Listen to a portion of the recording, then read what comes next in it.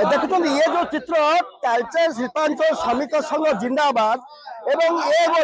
दृश्य जो देखुं ये दृश्य हूँ किसी विरोध करा विरोध भितर तालचेर शिल्पांचल श्रमिक संघ सीधासलख भाव स्लोगान देउछंती एवं प्रतिवाद करुछंती अन्याय चलिबनी एठी हाय हाय ये प्रतिवाद भितर तमाम चित्र बयान करुछि जो भाई अभियोग आनी तालचेर शिल्पांचल श्रमिक संघर सभापति मनोज बाबू आलोचना करबा क्या कौन कौन अभियोग अच्छा क्या विधायक ना कौन कौन अभियोग आनी जी देखंतु तालचेर विधायक हेले जने बड़ कलाकार से केतेबेले नायक भूमिका करुछंती केतेबेले खलनायक भूमिका करुछंती ए विगत दिन मानकर आपण देखिथिबे हाणी धुआ कथा कहतु एमसीएल रो जो पानी योजना विषय कहतु एडे जीआईटीपीएल रो जो प्लांट विषय कहतु से सब बेले भल एक्टिंग करि पारंती किंतु तालचेर रो प्रकृत समस्या से केबे उठांती नाही। आमे आज जो कथा पय आछू जे तालचेर रो विधायक माळरगुडी आश्रम नारे गुटे दलीय कार्यालय खोलीचंती जोड़ा आमर बड़जोरडा जीपीर माळरगुडी आश्रम कह जाउछि एमसीएल जगह आज्ञा साधारण लोक पाऊना विस्थापित लोक पाऊना खंडे जगह घर करने किंतु तालचेर विधायक दुईटा कार्यालय 20 ରୁ 25 एकर जगह एमसीएल आक्वार जगह को माड़ी बस सेटा तो पर्व कथा सी जो माळरगुडी आश्रम जो दलीय कार्यालय करिसेंती ओडिशा सरकार विभिन्न योजना रे कोटी कोटी टंका सारिजंती आपण जिला परिषद फंड कथा कहतु एमएनआरजेसी फंड कथा कहतु डीएमए फंड कथा कहतु प्राय 5 कोटी रु अधिक टंका बड़जोरडा जीपीर विभिन्न फंड को सेटे डाइवर्ट करा जायछि। आ आपण माने जानि रखंतु जे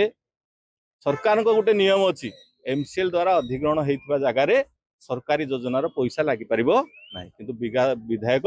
विगत सरकार रे तांको जबरदस्ती दादागिरी करी गुंडागिरी करी 5 कोटी रु अधिका टंका से माळरगुडी आश्रम रे लगेई दलीय कार्यालय व्यवहार कर से आश्रम को आपण माने जदि जिबे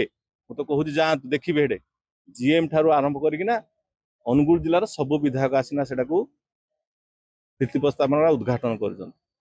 जो पैसाटा बड़जोरडा ग्रामवासी खर्च हवा कथा से पैसाटा विधायक निज दलीय कार्यालय खर्च कर कोटी कोटी टंका दुर्नीति होती से तो जहाँ 5 कोटी टंका विभिन्न फंड रो पैसा जब डाइवर्ट करजंती ता सहित 5 कोटी रु अधिका टंका फॉल्स बिल मध्य तांको दलीय कर्मी मान ना तेणु आमे आज 2-3टी दाबी नहीं आज जिलापाल को जणाबे आसु। प्रथम कथा जे ये जो माळरगुडी बड़जोरडा जीपीर जेते फंड सब माळरगुडी आश्रम लगी सेटा अन्याय भाव में अनीति भाव में लगी तेणु तार तदंत हो आ जो मैंने दोषी अच्छा दंड दि जाऊ। आ द्वितीय कथा जेहेतु एटे सरकारी योजनार सब पैसा खर्च होती तेणु से माळरगुडी आश्रम को बड़जोरडा ग्रामवासी बा बड़जोरडा ग्राम पंचायत को हस्तांतर करा जाऊ। आउ से जो तांको दलीय आउ गोटे ऑफिस से भरतपुर पाखे कर 10 ରୁ 15 एकर जगह रखी से 15 एकर प्राय 50 एकर जगह से जबरदस्ती एमसीएल जगह को आकर रखी से 50 एकर जगह को एमसीएल को सरकार को हस्तांतर करूँ जहाँफल तालचेर जनसाधारण से जगह जो मैंने विस्थापित लोग से घर कोना से देखो ये विरोधी दल नेता प्रतिवाद कर तथ्य अच्छी